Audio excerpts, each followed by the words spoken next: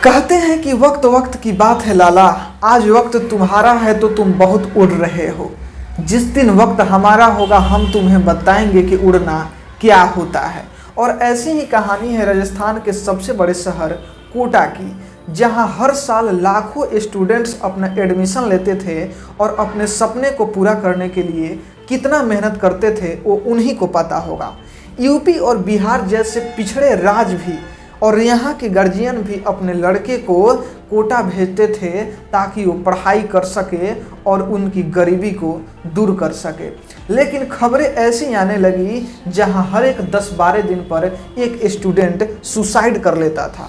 जरा सोचिए वो माहौल कि कैसा रहा होगा कि जब हर 10 दिन पे खबर मिलती है कि आज इस फ्लैट में एक छात्र ने सुसाइड कर लिया, तो अगले 10 दिन बाद कोई पंखे से लटक गया तो कोई बिल्डिंग से कूद गया। और ऐसे ही देखते आज जो है कोटा की इकोनॉमी ऐसे गिर रही है जैसे बिहार में पुल गिरते हैं। क्या कारण है इस सब के पीछे, ऐसा क्यों हो रहा है, कौन दोषी है, आखिर सब पे हम चर्चा करेंगे कुछ रिपोर्ट के मुताबिक।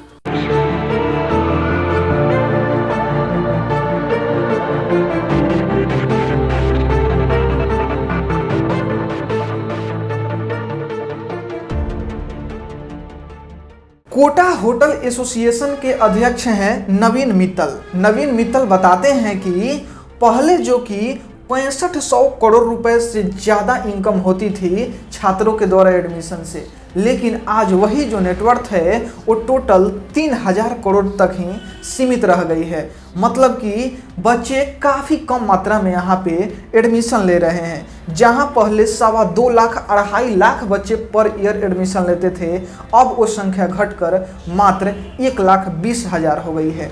आखिर क्या कारण है इस सब के पीछे, पूरी चर्चा करेंगे। उसके बाद में है यहाँ पे एक दुकान चलाते हैं मुरलीधर यादव।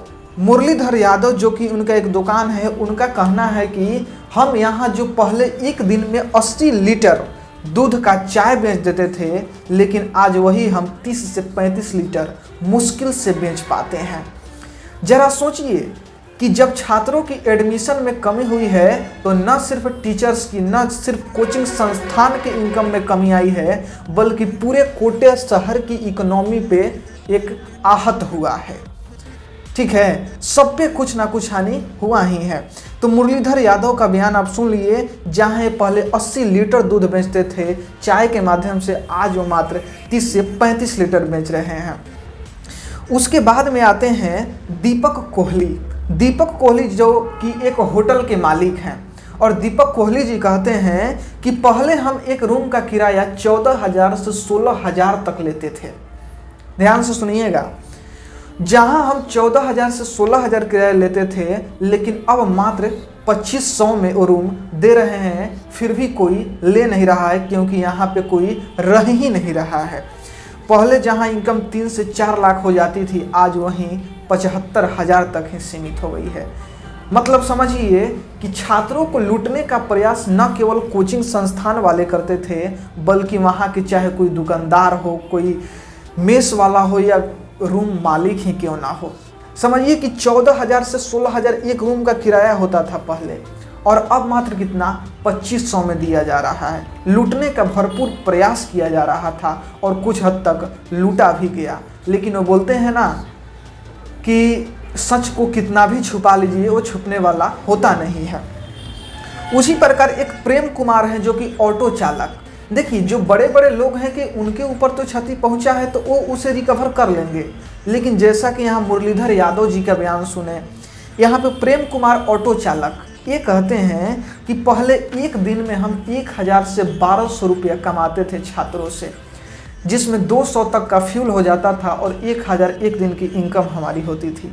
लेकिन आज वही मुश्किल से 500 भी हम नहीं बचा पाते हैं। जरा सोचिए कि क्या होगा उन लोगों का जो सिर्फ छात्रों के भरोसे ही वहाँ बैठे थे। ठीक है, अब मुश्किल से 500 ही कमा पाते हैं प्रेम कुमार जो कि ऑटो चालक हैं। दिनेश कुमार साइकिल स्टोर, वहाँ पे एक कोटा में दिनेश कुमार साइकिल स्टोर हैं। ठीक है, वो बताते हैं कि एक समय था जब हम 2000 पीस से अधिक साइकिल सालाना बेच देते थे। मतलब 2000 पीस से ज़्यादा साइकिलें बेचते थे और एक साइकिल की जो कीमत रहती थी वो 2500 से 2800, नया का नहीं बल्कि सेकेंड हैंड साइकिल का ये लोग 2500 से 2800 लेते थे। लेकिन आज वही समय है कि मुश्किल से 200-250 भी साइकिल नहीं बिक रही है और उसका ये रेट कर दिए हैं लोग 1500 में भी एक कोई साइकिल नहीं खरीद रहा है। मतलब यहाँ दिनेश जी का अत्याचार देखिए छात्रों के ऊपर कि 2800-3000 में एक पुरानी साइकिल बेचते थे, आज वही 1500 में बेच रहे हैं। जरा सोचिए छात्रों के साथ वहाँ कितना अन्याय हो रहा था। न केवल कोचिंग संचालक द्वारा बल्कि वहाँ के स्थानीय दुकानदारों द्वारा भी एक एज ए बिजनेस बना लिया गया था। और आज भी सभी जगह यही होता है कि जहाँ भी लोग देखते हैं कि स्टूडेंट है वो 10 रुपया के सामान को 15 रुपया जरूर ले लेते हैं। ठीक है, यहाँ पे उसके बाद हुआ कि राजस्थान सरकार के द्वारा कुछ गाइडलाइंस दिया गया, जितने सारे कोचिंग संचालक हैं जैसे 16 साल से कम ईयर के बच्चों को वहाँ पे एडमिशन नहीं लिया जाएगा। ऐसे भी बहुत कुछ, जैसे कि रूम के अंदर में पंखे में स्प्रिंग लगाया गया कि कोई सुसाइड वाली केस नहीं हो। लेकिन आज वही हो रहा है और जितने सारे बच्चे हैं वो पटना में शिफ्ट हो रहे हैं। ज़्यादातर बच्चों की संख्या पटना में शिफ्टिंग की आई है, तो ये पटना के लिए काफ़ी अच्छी खबर है। लेकिन ऐसे कोटा शहर के लिए बहुत ही बुरी खबर है, कोटा की इकोनॉमी के लिए। बात सिर्फ कोटा की ही नहीं है, कोटा ही जैसे बहुत सारे और भी शहर हैं जैसे मुखर्जी नगर, और आज कोटा के जैसा ही मुखर्जी नगर का भी हाल हुआ है। इस विषय पर आपकी क्या राय है कमेंट बॉक्स में ज़रूर शेयर करें और हाँ, वीडियो को लाइक, चैनल को सब्सक्राइब जरूर करें। मिलते हैं बहुत जल्द किसी नए वीडियो के साथ, तब तक के लिए जय हिंद।